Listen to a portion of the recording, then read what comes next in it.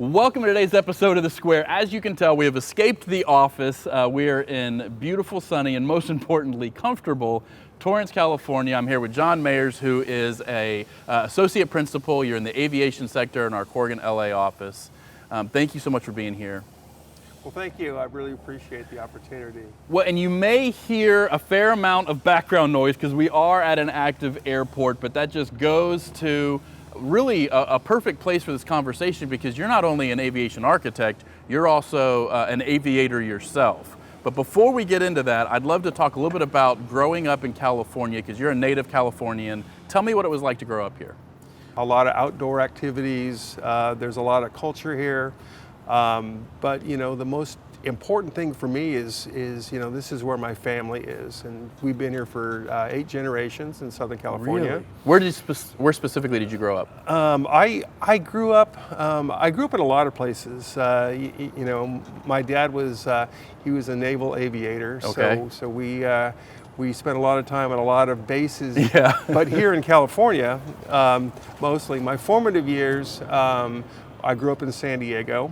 Yep. And then, you know, great climate, great everything, a lot of fun in San Diego.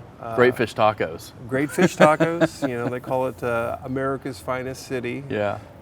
They call it. You would never call it that. No, I just call it home. Home, yeah.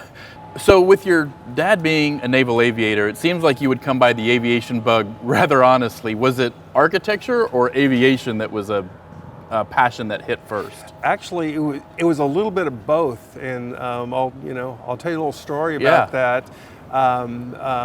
As I was growing up, you know, I was always fascinated by puzzles, putting things together, designing things, you know, taking things apart, putting them back together in a different way, and I really wanted to be an architect, and my dad always encouraged that, but at the same time, I also loved flying. Yeah. And so I used to, you know, study up on that and everything. Finally, when I turned 14, my dad started giving me flying lessons, and that's young. Yeah, that's awesome. I soloed a plane on my 16th birthday. Wow. And then I got my driver's license. So you literally had your pilot's license before your driver's license. Yeah, pretty much. That's crazy.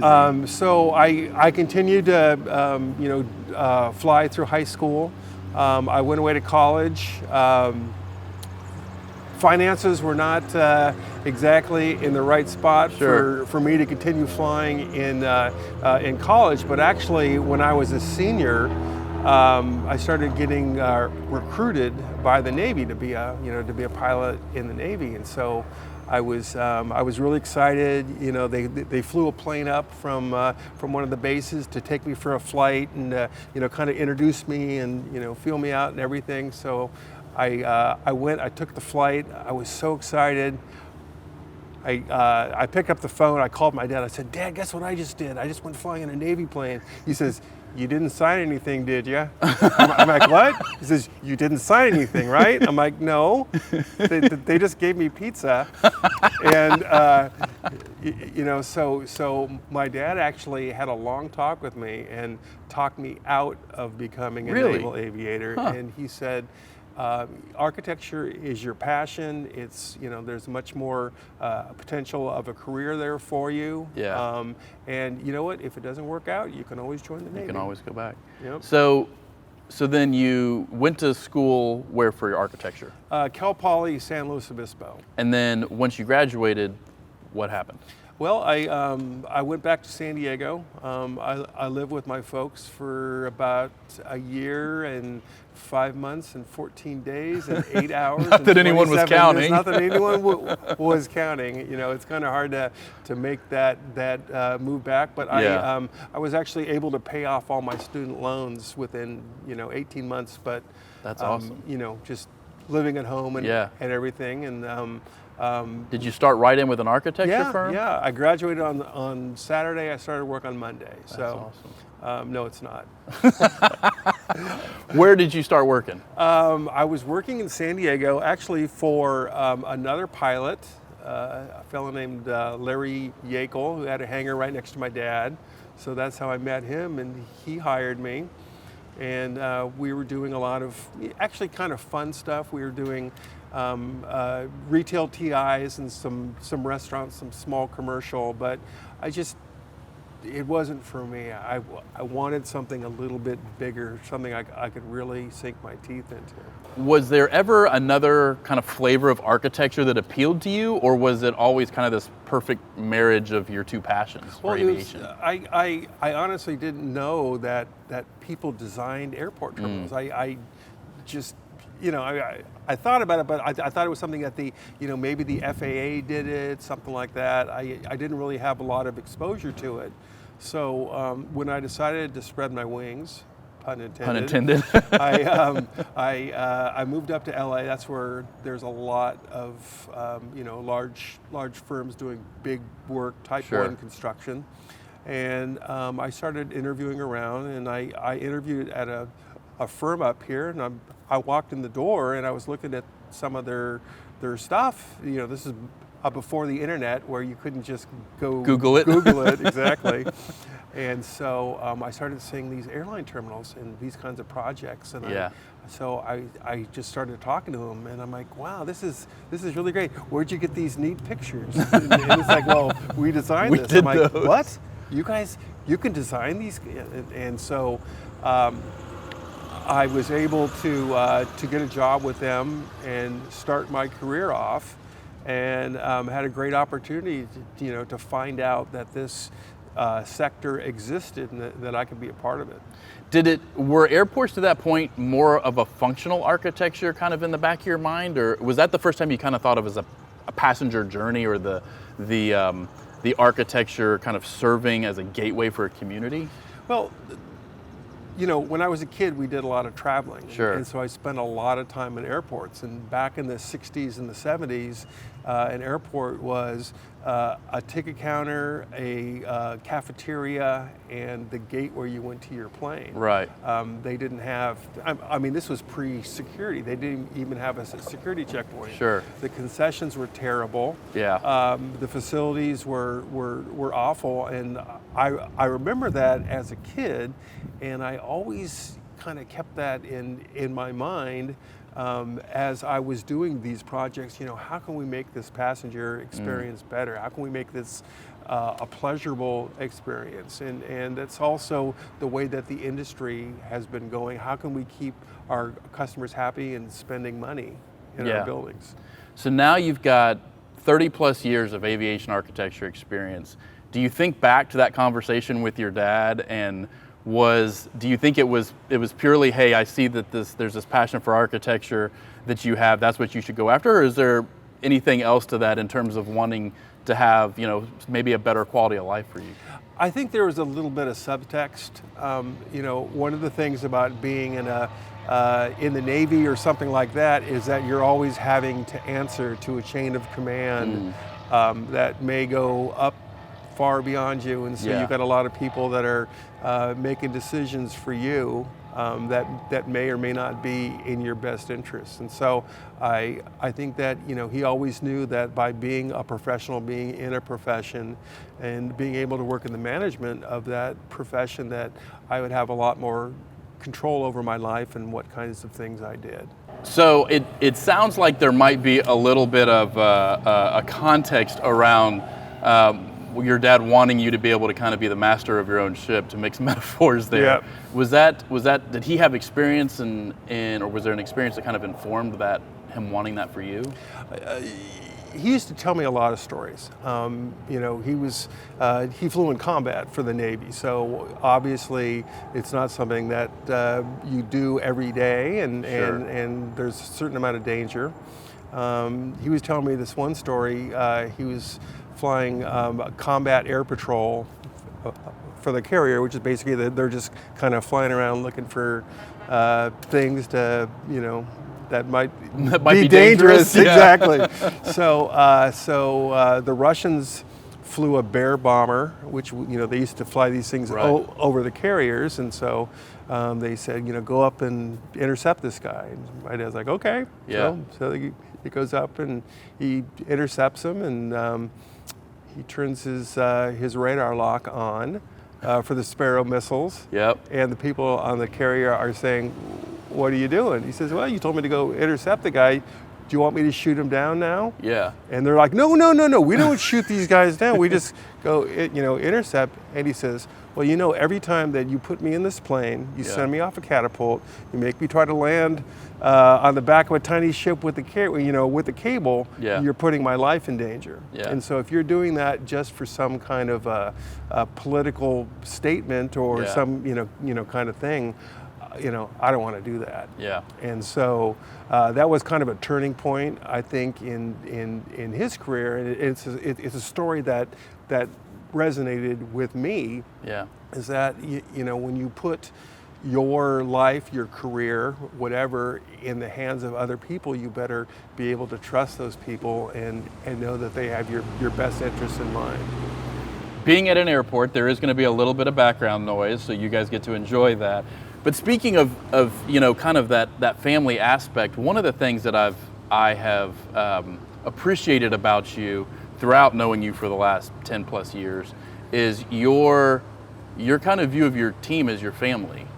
Tell me a little bit about why you take that approach. Well, we spend more time together at work than we do at home. Mm-hmm. And we also have a lot of pressures on projects, things that we do that, you may not have with your family. Yeah. And so it's important that everybody on the team, your little family, you got respect for the people. You understand what their strengths are, what their weaknesses are, and that you have the courage and you have the skill to help them work through some of those things. And we are kind of like a family. Yeah. Sometimes a dysfunctional, quirky family, but we're all human. Well, we're all human, and if you don't have a certain amount of respect and affection, not in the bad HR way, for healthy affection. Healthy affection for the people that you work with, you're not going to be a successful team. So I think that is a great ideal to have, but it requires real leadership for that to actually come out in practicality with a group of people that have strengths, weaknesses, personalities, egos, all of that. What are some of those key elements of leadership you think it takes to foster that kind of culture? Well, I think one of the first things is you need some respect. Mm-hmm. So I would never ask my team to do something that I wouldn't do myself. And so I make it a habit to learn what I can, as much as I can, about all the things that we're doing on a project, so that I can give them the right answers, but also to be able to jump in if someone needs a little bit of help. I think you have to be vulnerable. You have to be a human being. Mm-hmm. So you kind of put yourself out there, and you let your people tell you what they think. You don't want them to feel like they can't tell you things because they don't want to upset you. You got to have fun. You got to have a little bit of humor. Don't take yourself too seriously. You probably know that about me. Yeah. Love that about you. Not just know that. Love that about you. So but at the same time, you don't want to be a clown. Sure. You want people to be able to respect the decisions that you make. You got to be flexible. You got to have all these other qualities. Now, the team has put out some incredible work. I'm curious because obviously some of that happened before I was with Corgan. In the last 10 years, we've gotten to work together on a couple of different projects. What is it that really stands out to you along your journey as kind of key projects? Corgan or not? Yeah, for my personal experience, the Sacramento airline terminal, that was a really, really good project. Yeah. We had a lot of budget, we had a lot of flexibility, we had a lot of respect. Yeah. Both for and from the client. They gave us a lot of leeway. We had a good team. We had a we had a good time on that project. Tell me about, I've got to ask about the red bunny. Tell me the story behind the red bunny. The red bunny, actually, there's a name for it. It's technically called Leap. Leap, okay. Yes, and when we were doing that, that was actually something fun that we got to do. Is we got to participate in the public arts selection for that project. Got it. So we had kind of a non-voting advisory seat, and we would listen to some of these proposals, and you can imagine. Public art is a big deal. For sure. It's not just, kittens Yeah. with balls of yarn. It's just not an afterthought that you put in at the end. Yeah. So it's an integral part of the building.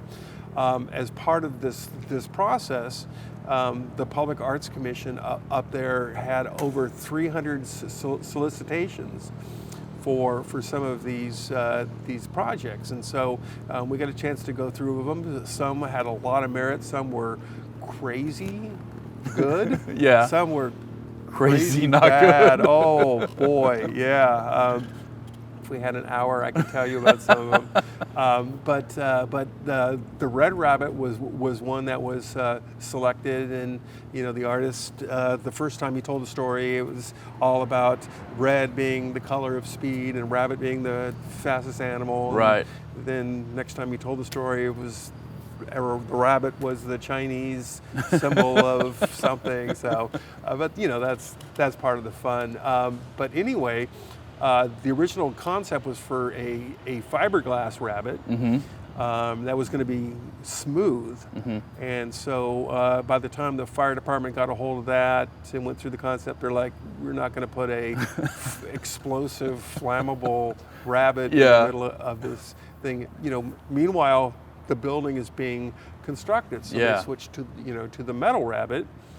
And again, by the time that they got the funding together, and the artists for a lot of these public projects, they're not the fabricators. They'll hire somebody to actually do this. By the time they got the fabricators on board, the building was almost finished. Yeah. So we had a big powwow. How do you get something that size in there? Yeah. So we actually decided that they could slice the thing into 3-foot by 8-foot sections that could fit through a door. Yeah. And so when that was built in these little slices. They brought the thing in, they bolted it together, lifted it up, and the rest is history. So tell me, from an architecture standpoint, because you're very much a designer, you're working with artists who also think of themselves as designers, albeit maybe in a different realm. I think of Sacramento Airport, having flown through there multiple times, the architecture and the artwork seem to complement each other so well, but that you didn't have, certainly not when you were designing, and not even until it was constructed was the rabbit actually there. How do you balance that relationship between the art and the architecture? Yeah, well, it's an interesting process. It's something that we've done before. But we go through early during the design, and we identify areas within the building that would be suitable for art. And we do make some decisions. There's some flexibility. Yeah. But it may be art in the floor, maybe art hanging, something like that. So we'll make provisions for it. And in a building structure, I think the rabbit weighed 40,000 pounds or something. But in a building context, that's not a lot. Nothing. That's not even in the noise. So we didn't have to do any kind of special framing or anything. We did have to provide some way to attach it, and some way to hoist it up there. But generally we will work with the client. We'll work with the art commission. We'll come up with some candidate ideas, and in most cases, the art commissions that we worked with have been very respectful of the architecture. They want the art to be part of the building, not just stuck on the building. And so, we also have a good reputation in the industry of being responsible with this type of stuff and being able to work with the art commissions.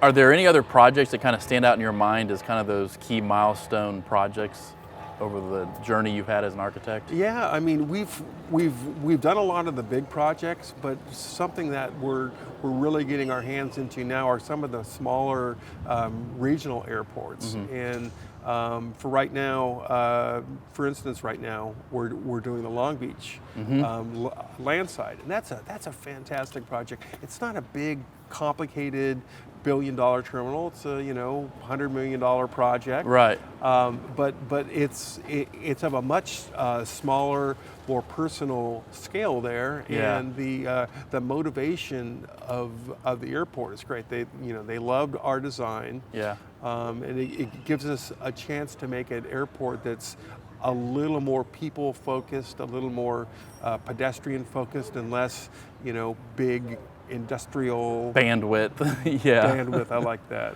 On a conceptual level, when you're designing something like the Long Beach Airport, is the place that you start from similar to a large airport like an LAX MSC in terms of passenger experience, and it's just how it gets carried out that changes? Well, we have a lot of constraints at an airport. As you can imagine, there are security constraints. Sure. There's the fact that you've got airplanes moving around. Yes. You've got cars, and so those generally set some boundaries. This is the box that we have to design in. We can only go a certain height, a certain width. So that kind of gives you the area that you're going to build in. We also have an opportunity to meet with the clients early as part of the visioning process to find out exactly what they want to see in the terminal. Yeah. And Long Beach is a small community. It actually used to be the largest city in LA County. Oh wow. Up until the earthquake of 1938 something like that. But they've always prided themselves on being a pedestrian focused, community focused, nice place to live. So a lot of the vibe that we got from them during the visioning session and follow-up meetings is that they wanted this to be a terminal that was more people with bags walking under canopies and less of a escalator, moving walkway, elevator, tunnel type of thing. Yeah, exactly. Conceptually, do you start from the same place in terms of a passenger experience, whether it's a big airport like an LAX MSC or a more regional airport like a Long Beach, and then it just changes based on the specifications of the footprint and whatnot? Well, it's a little bit different. For any of these projects, we start with a visioning session where we can meet with the airport authority, some of their stakeholders, and find out what aspects of the project are going to be very important to them. So for a lot of them, like in LAX, it's a very industrial, moving passengers through with escalators and robust concession programs and all this kind of stuff. It's a little bit different for a place like Long Beach. Long Beach is a smaller airport. It's an indoor-outdoor terminal, which is it's really interesting if you get a chance to get down there. And they're very interested about connecting their passengers with nature, giving it more of a people-focused. I'm not going to say residential, but just kind of a smaller scale. More community feel almost. Yeah, more community feel. Yeah. And in fact, one of the places that we've created in the terminal is a community plaza so that they can have events and bring people to the airport that may not be flying. That's something that's very important to them and something that we try to respond to. As with any team or family and really probably any project, there's these periods of just dryness when you're trying to kind of come up with that creative inspiration. How do you foster that amongst your teams and making sure that they're inspired to create incredible designs? Well, creativity cannot be forced. It can be inspired. also, there's a lot of opportunities in what we do to kind of jump around. So if we get stuck on something, we can move on.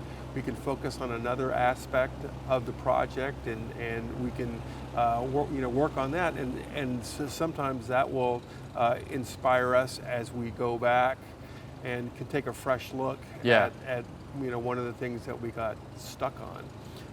Also, we do spend a lot of time together, so we like to go out and have some fun. We do a lot of team lunches. We do a lot of other team activities after work. Not as an intrusive part, where we want you here 12 hours a day, but Sure. just as a chance to give people a chance to get to know each other a little bit more.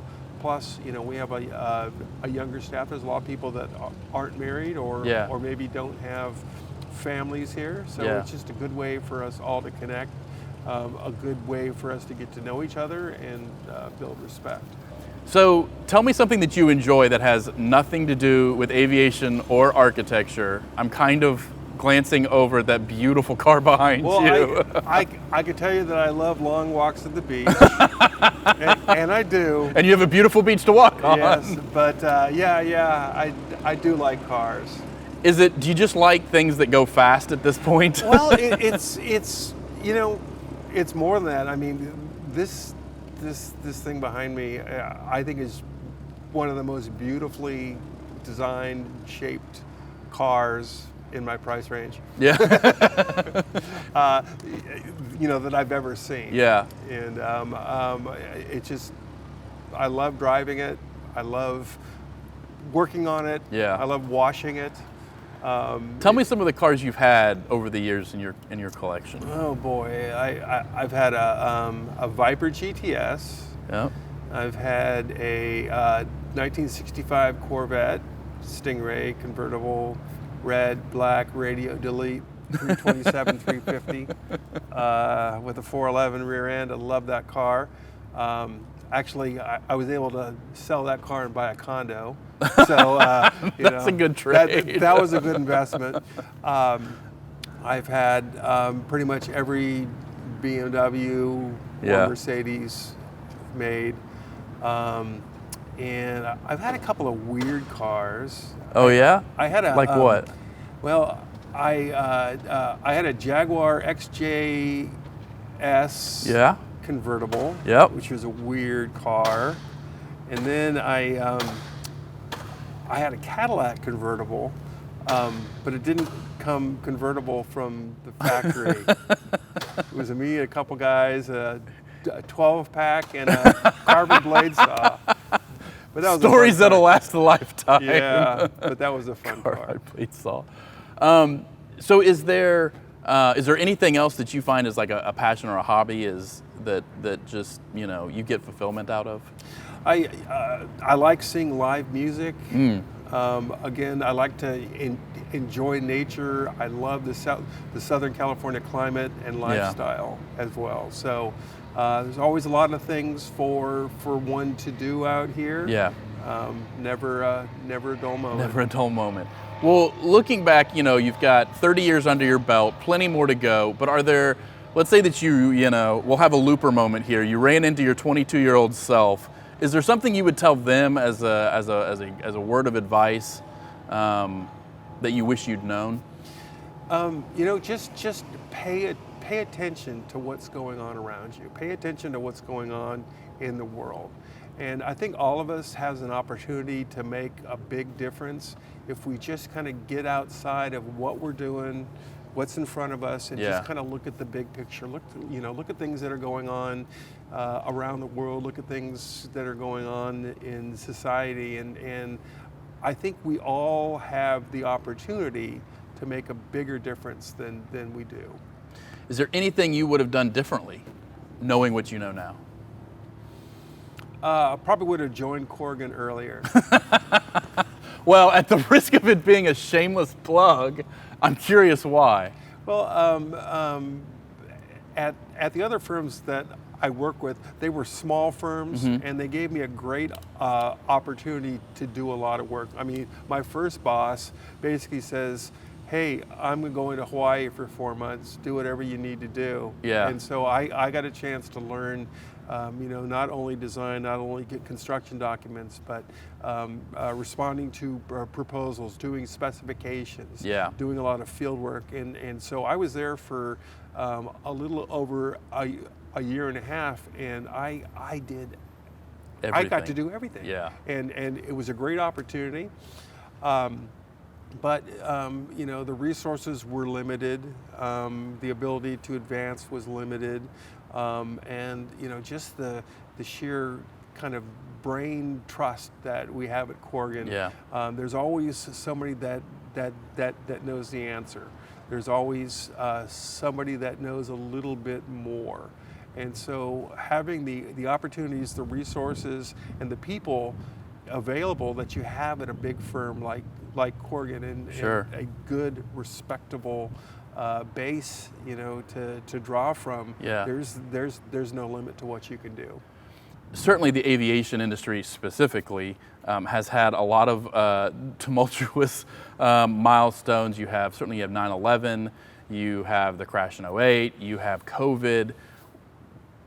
With notwithstanding something outside of our control happening, where do you see the aviation architecture industry going? What do you think is the next kind of trends? I mean, one of the things that we keep seeing is that the passenger experience is constantly changing, and the way that we serve the passengers is constantly changing. I talked a little bit earlier about going to the airport in the 60s. Yeah. And, I wasn't wearing a fedora and a tie, but everyone else was. I was, that tall. But seeing how we've changed since then, I mean, it's just going to keep changing. People are expecting more. They're spending more time at the airport, not necessarily because they want to, but let's make them want to. Let's make them want to go here, like going to a nice club. We had our visioning session in Santa Barbara for that terminal a couple of weeks ago, and that's what the airport says. They said they want this to feel like a club, like you're going to a club. So with technology changes, we're able to get 80% of the people away from the ticket counter. Yeah. Back in the day, everybody went to the ticket counter. Yep. And so that's changing. And so we have a lot of opportunities, not only in the new buildings that we design, but also opportunities to go back into the buildings that we've already designed, or that maybe somebody else has, and go through and do some retrofits, change the way that the passengers flow, change the amenities that are available, and change the way that they're processed. Is there an air? Obviously you've traveled a fair amount. Is there an airport you've always wanted to go to that you haven't been to? I've done a lot of travel in the U.S., in Europe, not as much as I'd like to do in Asia, and they're doing fantastic things there. I mean, they are creating these destination airports where you go to the airport because it is a place to go. There's museums there. There's ample amenities, both airside and landside. So probably any of the big ones, Changi or something like that. I was specifically thinking Singapore. Yeah. So that's one on my bucket list. Certainly some of the other ones, and they keep building them. Yeah. I'd like to get a chance to see some of the airports in China as well. Okay, so what was your first car? My first car was a 1971 Mercury Capri. My budget was $500. There you go. And I got a car for $500. The driver's seat back was broken. And the transmission only had 3 gears, but it made it work. It got me to school, and I actually had the opportunity over about a year to get everything fixed. I completely rebuilt it, and then I wrecked it. Oh no! It wasn't my fault. It wasn't my fault. Out of all the cars that you've had, is there one you wish you still had? 65 Corvette Roadster. Sorry. Before I'm even done. I know where you were going, and I kicked myself. That was a fantastic car. Hopefully, we'll get some pictures of these that we can put into the edit, because I'm Okay. sure you have them. So flying a plane is not without risks and potential peril, and you have kind of a unique distinction of being able to take off, land and take off on kind of an unconventional runway. Tell me a little bit about that. I do have a story. Back in the day when I was working on the Sacramento project, I took my plane in for the annual inspection. The mechanic found a bunch of metal shards in the engine, so we decided to get the engine rebuilt. Yeah. That ended up taking a lot longer than we thought, so I'd already moved back down to LA, Sure. etc. So finally, about 6 months later, they gave me a call. They said, "Hey, your plane's ready." So I'm like, "Great." So I flew up there the next morning, did a pre-flight. Everything looks great. I told the mechanic, everything works, right? He said, "Oh yeah, everything's great, no problem." So jump in the plane, take off, start climbing out at about 2,500 feet. The engine just stopped running. Which it's not supposed to It's do not at supposed to stop. 2,500. Yeah, so the plane basically turns into a glider. Yeah. So went through the emergency procedures. Engine was not starting up. So checked the GPS. The nearest airport was 9 miles away. I had about 5 miles of glide distance Yeah. to go. So I looked around. I saw a freeway. Couple cars on the freeway, going down there. I'm like, oh well, people land on freeways, don't they? So brought the plane in. About what speed are you going at this point? Well, the plane glides about 100. Okay. 100, right? So Yeah. as you're flying the pattern, you're gradually slowing Right. the plane. So you slow it to 90, then Yeah. you slow it to 80, and then when you're on final, you're going about 70, 65, 70. And Yeah. guess what else moves at 65, 70 miles an hour? Cars on a freeway. Yeah. So basically, kind of merged into lanes and set it down on the on the freeway, and had enough energy to kind of pull it off and Yeah. get it out of the way of cars. And fire department, CHP, sheriff's department, FAA, everybody shows up. And Yeah. my first call was to the mechanic. My second call was to Brent, Yeah. my boss, to tell him I was going to be late for a meeting. Then I called my mom and said, you might hear something on the news. I'm okay. And then they looked at the plane. They diagnosed the problem. It was a faulty fuel line. They got the fuel line replaced, and without much fanfare, they closed the freeway and let me take off again. Yeah. The letting you take off again part about that's always the incredible part to me. I can't imagine driving whatever car was immediately behind you as you landed, be thinking, well, that's not supposed to be there. Yeah, well, I think the car in front of me that probably didn't see me got the bigger surprise when they looked Looked in in their the rearview mirror. Exactly. Well, John, thank you so much for sitting down with us and having this conversation. It's been absolutely enjoyable. Hopefully we'll get to follow up with you when maybe Long Beach and a few of these other projects are done and find out how they went. All right, well, thanks. I appreciate it. Absolutely. It's been a lot of fun. And thank you for watching. If you want to hear more about the story of landing on the highway, we'll put the link down in the description, as well as some photos and other information about John Mayers. Thanks again for watching.